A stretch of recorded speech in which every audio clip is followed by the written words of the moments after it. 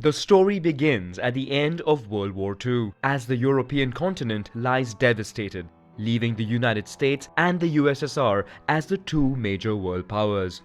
Their growing rivalry marks the beginning of the Cold War. While the Soviets control Eastern Europe, the West looks to the US for reconstruction aid. While the old continent is found divided by the Iron Curtain, in the West the idea of European unity begins to take hold. On the 9th of May 1950, France, via its Foreign Minister Robert Schuman, proposes a Franco-German reconciliation and placing under a common high authority the production of coal and steel, the main wealth of industrialized countries, which is also needed for the manufacture of weapons. The aim is to boost the economy and maintain peace, with the project left open to countries wishing to join. The following year in Paris, 6 countries sign a treaty establishing the European Coal and Steel Community. As Germany is divided by the Iron Curtain, only West Germany becomes part of it. To accelerate the development of Europe, the 6 founding countries meet on the 25th of March 1957 in Rome to sign 2 new treaties. The first treaty creates the European Economic Community, whose main objective is to establish a common market, including allowing the free movement of workers and eliminating tariffs between member states. The treaty also defines common policies on transport, trade, and agriculture.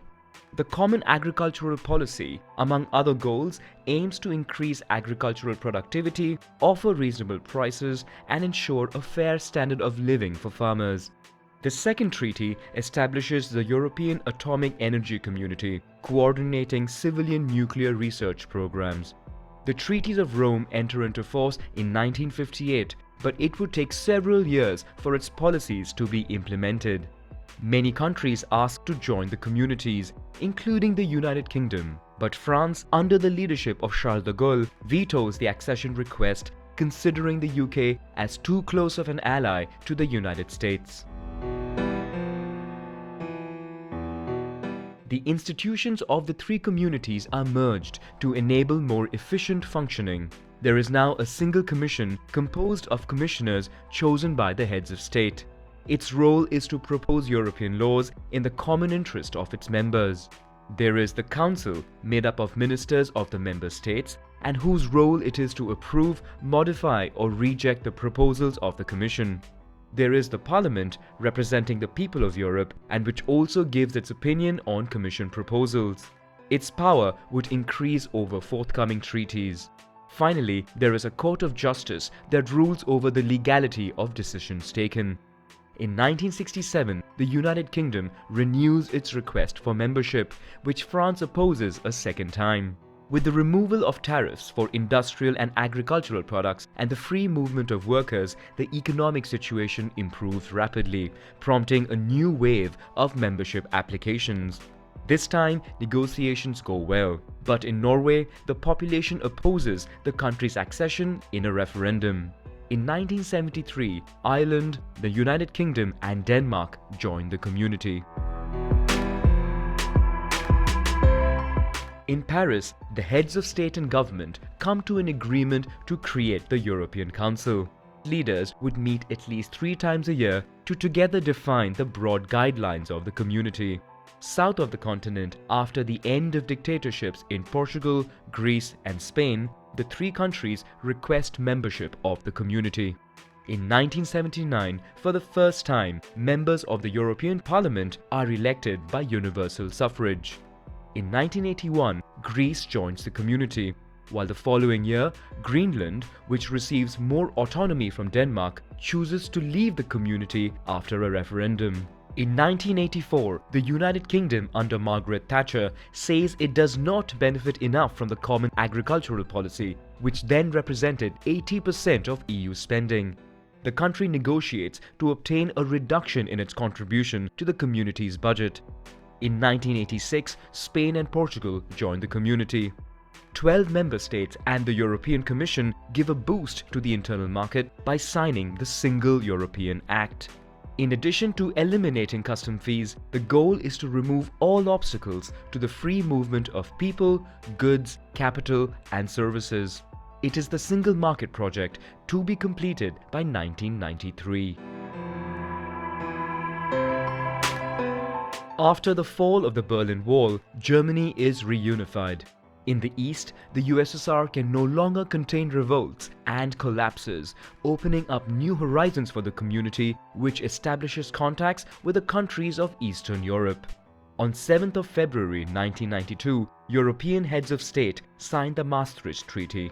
The European Union is created and gets new powers. The treaty envisages an economic union and the future creation of a common European currency. All countries ratify the treaty, including Denmark, where 2 referendums and negotiations to be exempted from the common currency are required. A new wave of countries request membership to the Union, but Switzerland and then Norway oppose potential candidacy via referendums. On the other hand, in Austria, Sweden and Finland, negotiations succeed, and in 1995 the EU grows to 15 members. Signed in Schengen, Luxembourg in 1985, the Schengen Agreement is gradually introduced from 1995. Its objective is to abolish border controls and therefore have total freedom of movement within the European Union. The agreement is incorporated into the European Union through the Treaty of Amsterdam. In addition, the Common Currency project advances, which would be called the Euro. However, the United Kingdom, Sweden and Denmark do not want it. The remaining member countries set up the European Central Bank. The euro was officially launched on the market in 1999, although the currency would be put into circulation only from the 1st of January 2002. As negotiations take place to enlarge the union, heads of state meet in Nice to try and improve the structure of the union. The outcome of the Treaty of Nice is considered mixed. 2 referendums are needed in Ireland for it to come into force. On the 1st of May 2004, 10 new countries are included in the European Union. All new members join the Schengen area with the exception of Cyprus, as part of the island is controlled by the Turkish army since 1974. After the half-failure of the Treaty of Nice, the 25 heads of state meet in Rome to again try to streamline the functioning of the European Union. This time, they aim to create a constitutional treaty that would replace all existing treaties with a single text. This sparks heated debate across Europe. Fearing an overly powerful European Union at the expense of national sovereignty, the French and Dutch populations oppose the treaty via referendums. This triggers a period of reflection and in-depth consultation within member states. On January 1, 2007, Romania and Bulgaria joined the European Union. The same year, 27 heads of state signed the Treaty of Lisbon, which aims to strengthen and improve the functioning of the EU after enlargement. Notably, it is agreed that the EU's role is to promote peace, support sustainable development, fight against social exclusion and discrimination, and safeguard cultural heritage. The treaty is ratified by all states but Ireland, which holds a referendum and rejects it. Yet again, more negotiations and a second referendum would be needed in Ireland for it to take effect.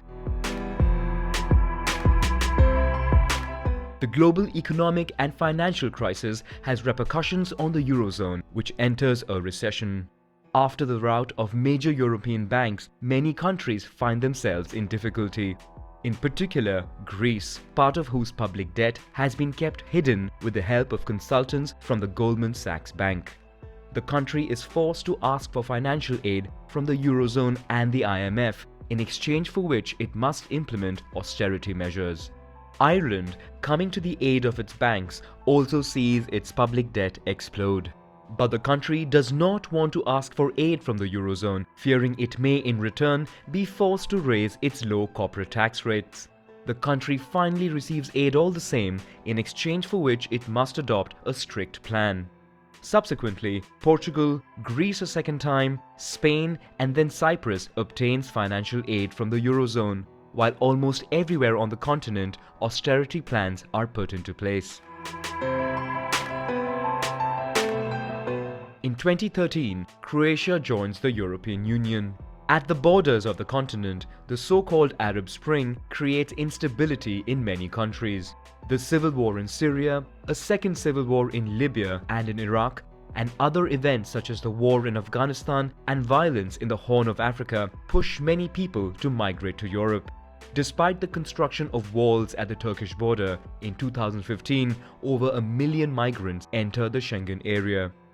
Europe tries to slow the flow of migration. Security patrols are reinforced on the Mediterranean Sea, while certain countries temporarily reintroduce controls at their borders. In addition, the European Union signs agreements with Turkey and then with Libya, where the political situation is very unstable, so that they control and block the so-called illegal migration routes in exchange for financial aid. Migrant processing centers are funded mainly in Italy and Greece, where migrants find themselves awaiting regularization in overcrowded conditions. The migration crisis divides European countries and fuels the rise of nationalist and Eurosceptic parties. In June 2016, the United Kingdom, through a referendum, votes in favor of leaving the European Union. The country then enters long and difficult negotiations with the European Union to define the conditions of their withdrawal. After numerous failures, an agreement for Brexit is finally reached, and the United Kingdom exits the EU on January 31, 2020. While the UK no longer has any decision-making power in the bloc, it continues to contribute to the European budget and receive funding at least until the end of the year. By this deadline, it is meant to negotiate future agreements with the EU, in particular concerning customs duties, free movement, the status of Europeans living in the United Kingdom and vice versa, and the status of the border that separates Ireland from Northern Ireland. After the departure of the United Kingdom, the European Union has 27 member states with a population of about 450 million. Negotiations are underway for the accession of new countries, mostly in the Balkans. Negotiations for Turkey's accession, which started in 2005, are stalled. 19 countries are members of the Eurozone, while 6 other countries have adopted the Euro without being a member of the Eurozone or the EU. Finally, the Schengen area now comprises 26 states, including 4 non-members of the European Union, with Cyprus, Croatia, Bulgaria and Romania expected to integrate soon.